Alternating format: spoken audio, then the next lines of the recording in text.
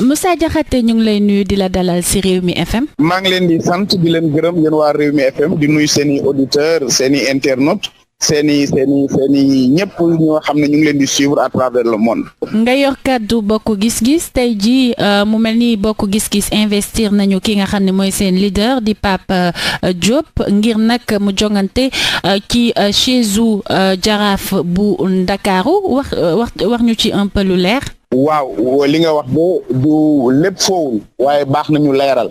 ñi investir ñi proposé président Pape Diop mooy jigéenu Ndakaar ñu ci réunion bu amoon démb ca permanence bu fédération bu Dakar bi nga xam ne moom moo ëmb fukki section yi ak juróom-ñeent yi nekk ci département de Dakar jigéen ñi jóg ni ñoom daal fi réew mi toll ak Ndakaar ni mu tëddee dañoo bëggoon ñu proposé président Pape Diop pour mu nekk candidat ci opposition bi ci élection wu jaraaf yi ngay wax ni jongante yi xam ne ni moo war a ñëw fii ak janvier ñooñu nag assemblée bi nangul leen ko kon ci gàttal waa département de Dakar fédération wu Bokk Gis-Gis bi ëmb fukki ak juróom-ñeent section yi ñoom ñoo proposé Pape Diop pour mu nekk seen candidat ci élection jaraafu Ndakaaru yi nga xam ne ni moo war a ñëw ñu teg ci itam ne bu ñu sañoon buñ ciy dem opposition bi yëpp ñooy booloo moo xam ci Ndakaaru moo xam fépp ci Sénégal ndax danoo jàpp ni élection yi du élection wu maire rek waaye dafa mel ni moom mooy élection wu premier tour présidentiel 2024 suñu bëggee tere ñii forcé def troisième mandat wala jéem nag sul noonu foog ñu commencé boole doole yi ci local yi léegi commencé koo jël su ko defee danañ am taxawaay bi ci mat ngir mën a am jàmmarloo bi war ngir gaañu bañ a forcé bu ñu àggee 2024. kon bu ma la déggee ngay wax procédure wala processus investir Pape Diop Ndakaaru rek lay yem du ngeen ko soumettre yeneen entité yi nekk ci diwaan bi. non xam nga comme élection locale moom mbiru goxaat la li tax ñu ni Pape Diop baax na dina am mooy président wu parti bi waaye dafa nekk aussi responsable fii ci Dakar base am nekk fële Fass Gueule Tapée Colobane comme élection yi nag département la jëm par élégance nag suñu demee bureau politique ak secrétaire dana ngeen ko yëgal ni leen ñun daal président Pape Diop fi réew mi toll ak ñu opposition bi mel jàpp nañ ni moom mën na doon ci mën a dajale ñëpp fii ci Ndakaaru ñu àndandoo jëli ji mairie Ndakaaru téye ko mu des ci opposition bi su ko defee ñu mën a waajal ak présidentielle donc mën naa yemandim rek Ndakaaru ñu waxtaanee ko waaye par élégance dinaa ko yëgal bureau politique bi dinaa ko yëgal secrétariat national ñoom ñu xamee ko noonu ñuy déglu nag président Pape Diop mu lettuñu mbaa mu firiñu ci loolu nga xam ne nii waa département de Dakar yéene nañ ko yéeneel ko opposition bi yéeneel ko réew mi tam ndax nag lu waay xamadi xam Pape Diop ak Ndakaaru ngeen fas yéene ko proposé lii di opposition bi ndax jàpp ngeen ne li ni mel dina antu ñëpp dinañ ci ànd wala mu gën a tas lii di opposition bi. waaw xam nga def lépp ñëpp ànd ci yàlla mi ko mën sa defu ko ndax gis nga am na ñoo xam ne gëm nañ yàlla am nañu gëmul yàlla te bu ko neexoon nag ñëpp bokkandoo gëmandoo ko ñun jaam yi ak suñuy pexe suñuy yéene rek lañ am dañu jàpp rek ni bi ñu waxtaanee ak femme li ñu femme yi wax rek mu xaw a dal suñu xel itam te yenu maanaa mooy ni fi mu toll nii opposition bi lenn na leen dese amul ñaar amul ñett mooy boole doole yi jàmmarloog ñu fi ne wala ku nekk demal boppam ñu boole ñun ñëpp rajo xeñu li fi amoon en 2019 looluy dëgg itam ba tax na kon li ñuy andi mooy waxtaan ndax itam nag ay na yëwén bu fekkee ni ñi bëgg dañoo bari day baax ñu toog waxtaanee ko xool ci ñu jàpp ni mën naa dajale ñëpp ñu àndandoo wuut ci àndum nawle bu boobaa mu door a am lii rek a tax ñu xalaat ko bëgg yomb na ndax ku nekk am na loo bëgg ku nekk am na noo ko bëggee ñu bokkul fu ñu jógee ñu bokkul nu ñuy doxee suñu waree daje am fu ñu jëm day baax ku nekk am loo bàyyi ci làcc gi su ko defee ñu dajale ko muy njëriñu askan wi ñu jëm cee jublu lii rek képp donc kese moo ñu ci dugal. yéen ngeen proposé kii di Pape Diop bu Bokk Gis-Gis Barthélémy Dias samp ndëndam moom it pour Ndakaaru te mën nañoo wax ne mbir yi jeexagul ndax fii léegi ñuy àgg ca wot wi dinañ déggaat yeneen tur tey ndax guerre des ambitions yooyu lee du gën a xaajale opposition bi. waa dama ni xam nga loolu mooy charme démocratie baal ma charme démocratie mooy ku bëgg waxal ni bëgg nga ma ci jaar di nuyu suma xarit suma doomu ndey Barthélémy Dias di jàmbaari fakk tëdd fii ci Ndakaaru itam di def liggéey bu mucc ay projet de l'opposition waaye dafa am xam ne buñ fa àggee dootul nekkati yëfi man wala yëfi yow yëfi mbooloo la dootul nekkati mbiru camp wala mbiru bële camp day nekk mbiru opposition sañ nañ nag ba fu ñuy àgg ku nekk ni man bëgg naa ku bëgg ñu jël ko waaye après ñi bëgg ñëpp ñu dajale leen xool ki nga xam ne ni moo mën a dajale ñëpp su wootee ñëpp ànd ceeg moom itam mu tëddee njaaxaanee ñu àndi nawle moo tax c'est bien que chacun décline ku nekk wax li mu bëgg waaye gëm naa ne buñ ca àggee ca war a tànn ku nekk nag day fàtt jëmmam ñu xool li ñor Ndakaaru li nga xam ne ni mooy njëriñu opposition bi li nga xam ne ni mooy njëriñu réew mi ñu jëfee ko kon jàpp naa ne buñ ci àggee suñu deful la ñu daloon ca élection législative yi passé ku nekk bëgg demal boppam ba fi ñu mujjee mooy gis nga ko li ñu am ay pepp jàpp naa ne nag bii pas ku nekk dina fàtte boppam ñu jiital Ndakaaru jiital intérêt Sénégal jiital intérêt opposition bi bu boobaa dinañ mën a am ndam lu mucc ay ci Sénégal waaye mu bañ a yem rek ci Ndakaaru fépp ci Sénégal ñëpp doxante loxo ñu ànd def ay liste yu mucc ayib su fekkee ni mën naa ne moo gën su mënul ne it ñu mën a ànd rek ànd waaye li gën mooy su ñu àndee am nañu yaakaar lool ñu danañ gañe su ñu àndul nag suñu yaakaar dana néew lool pour ñu mën a gañe. kon yow am nga yaakaar ni intérêt général mën naa tax ba ñu yaakaar wala ñu jàpp ne opposition bi mën naa am candidature unique. waaw loolu moom yaakaar boobu moom dañ ci d'ailleurs loolay wareefu jullit waaye ñun tam dañ ne ku ndobin rey sa maam foo gisee lu ñuul daw. defe naa ne ñi nekk force yi ëpp doole ci opposition bi nekk fii ci Ndakaaru suñu seetloo bu ñu xamoon bu ñu àndoon ci législative ku ne ci ñun la nga am mënoon naa gën a yokk te itam nag suñu góor bu mag bi Ablaye Wade digaloon nañu ko jëfeewuñu ko waaye jàpp naa ni bii pas ñun ñëpp ku nekk gis nga conséquences yi nga xam ne ni moo fi am suñu boolee suñuy doole am doole suñ ko boolewul ku jàpp ni yow kese mën ngaa am doole nax nga sa bopp moo tax yaakaar gi dëgg la ndax yàggul 2019 bi ñu jógee ci législative yi ñàkk ko booloo moo ñu teg li fi xew yëpp suñu booloo woon yëpp mënoon nañ ko weesu ma jàpp rek ni nit ñi danañ fàtte seen i jëmm fàtte seen i intérêt personne ñu jiitale intérêt mbooloo ñu gën ci gaay yi ñu tànn ko ñu ànd nawle ngir mën a am victoire bu mucc ayib. Moussa Diakhaté des ci Ndakaaru wax ci li nga xam ne actualité la bu yàggul dégg nañu pencum Lebu ñu wax ne ñoom bu ñu sañoon seeni doom daal di yor lii di mairie bu Ndakaaru ndax Dakar dafa am ñu ko moom noo jàngatee boobu les propositions. waaw mani wax ji sax bu yemoon ci biir néeg rek wala wax ko ñenn ñi mën naa am du jur tuure gi mu jur ndax su yàlla defee ñoom ñu njabootee ñëpp ci Lebu gi am na ñoo xam ne ànduñu ak li ñu wax te yëg naa ko wax nañ ma ko ndax itam genn golo gudd na waaye loo ci laal borom yëg ko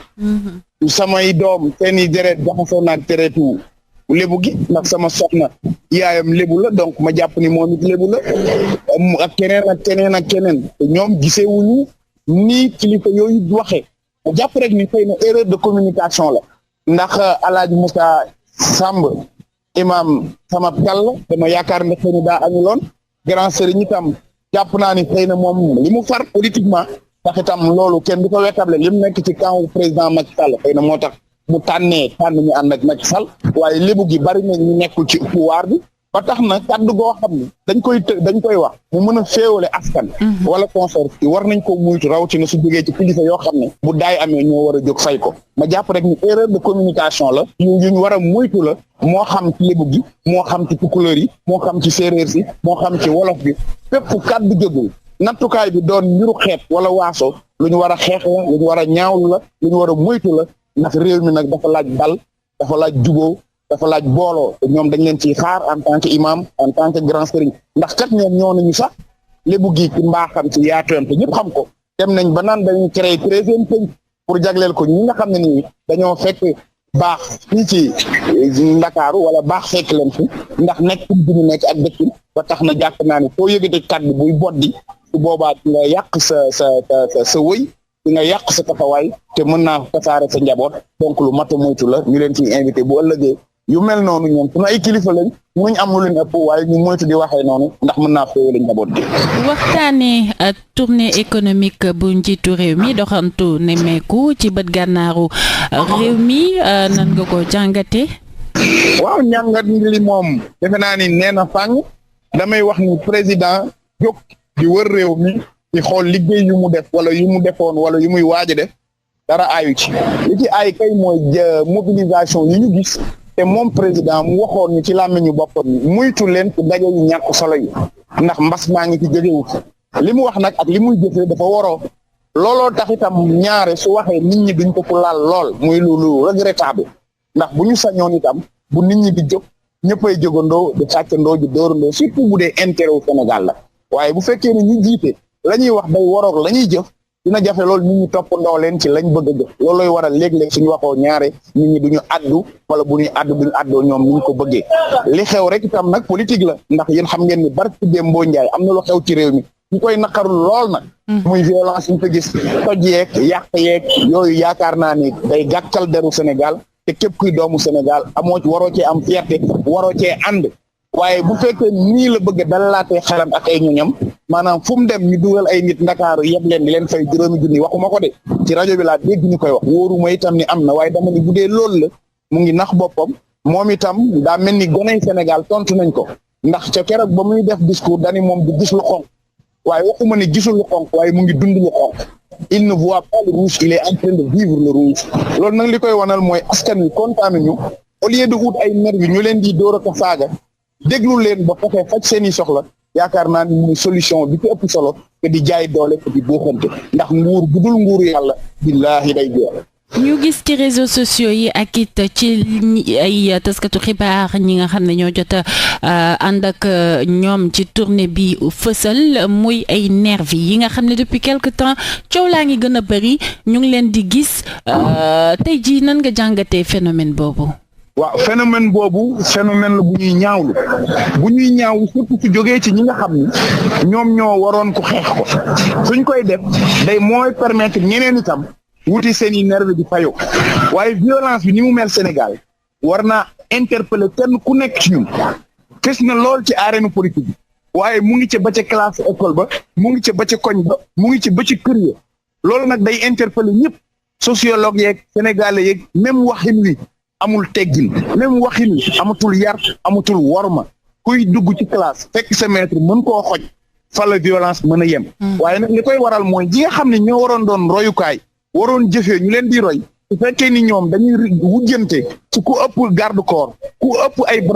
ay bras ku jóg ma dóor la fu may dem génne ay nit ay nervi gros bras surtout dafa yàggu manifestation yi amee fi ñu artu kenn jógul lii day andi jéeya te réew mu tàkk injustice bu nit ñi di bàyyi di law jaay doole bu kenn waxul moom moo koy andi ñuy interpeller waat encore une fois le président de la république ni ko nervi yooyu accompagner ay éléments am ci biir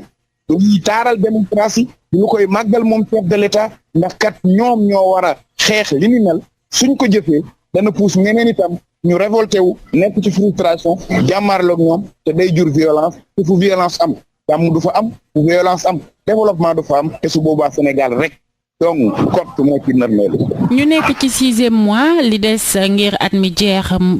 juróom benn weer la tamit donc li ci des ngir ñu dem ci local yi bëriwul tey ji ba tey déggaguñu fenn fu ñu wax révision fichier bi wala sax liste yi noo ko jàngate ñi ma ko jàngatee mooy jaaxle ni ñëpp waaye man yàlla daf ma bindee nag ñaare du ma wax lu ma xamul wala du ma wax lu ma wóorul yàlla def na nekkuma ca commission ba donte Abdou Salam Bass directeur des élections de Bokk Gis Gis mu nga fa moom moo ñu jox ay information waaye ba fii ñuy demee kenn xamagul lan lañ tënk lan lañ jàpp lan la ñuy dogal ak lan la ñuy bàyyi ñu ngi gis daal mu ngi seppi di rocc ay ndànk-ndànk di def ay départementalisation par fii di toj fii par fii mu mel ni daal dafa nekk ci yoonu defaru ndax jekkoogul ngir bu jekkoo pour mën a dal ci kaw nit ñi lenn rek lay wax li ñu repousser élection yëpp suñu génnee ci dialogue bi te amuñu un consensus fort ñu dem élection te kenn bañ a andi ngañ su boobaa perte nañ tardel nañ Sénégal yi tardel réew mi te boobaa itam nañ ko nangu assumer ni pouvoir bi amee responsabilité noonu la opposition bi toogee ci dialogue bi di amee responsabilité ndax itam nag yàgg na lool ñaar ba jëb bu ngi dugg ñetti at ñu pousse ay élections yu waroon am c'est pas normal c'est pas normal c'est pas normal. laajte ñu la ko sànq ana seen leader di Pape Diop. waaw président Pape Diop mu ngi fi. ñu ko gëj a dégg. waaw xam nga bu pënd bu wax bare. waxandoo lu mat a moytu la. su dee bu nga kilifa nga. su fekkee baax leader yi ñu leen di dégg léeg-léeg ci ay actualité yi nga xam ne xam nga ku nekk ak président Pape Diop yàlla moo ko nattoo du nitu wax nitu jëf la. dans la vie de tous les jours c'est quelqu'un qui parle peu et qui agit beaucoup. da nga koy xool ca sëriñam ba sëñ Abdou Khadre. moom la jël melokaan. président Pape Diop moom bu fekkee nii fal wax rek mooy tax a falu jàpp naa ne du gaaw a falu waaye bu dee jëf bu dee yiw bu dee dox jàmm bu dee dox mbokk ci lay dox réew mi nag fan yi li nga dégg taxarante saagante jiiñante dóorante ku ciy xaar président Pape Diop amaana ni doo gaawoo ko dégg ndax doxul ci bës Bokk Gis Gis doxul ci bës su waxu jotee danañ war a wax lañ war a wax danañ ko war a wax ak teggin ak worma ndax loolu lañ gëm ni valeur moo war a nekk laytaayu discours politique parce que sinon ñu jëm du baax ci réew mi. ñu lay jaajëfal bu baax a baax Moussa Diakhaté. di leen sant di leen gërëm bu baax a baax ci invitation bi. merci beaucoup.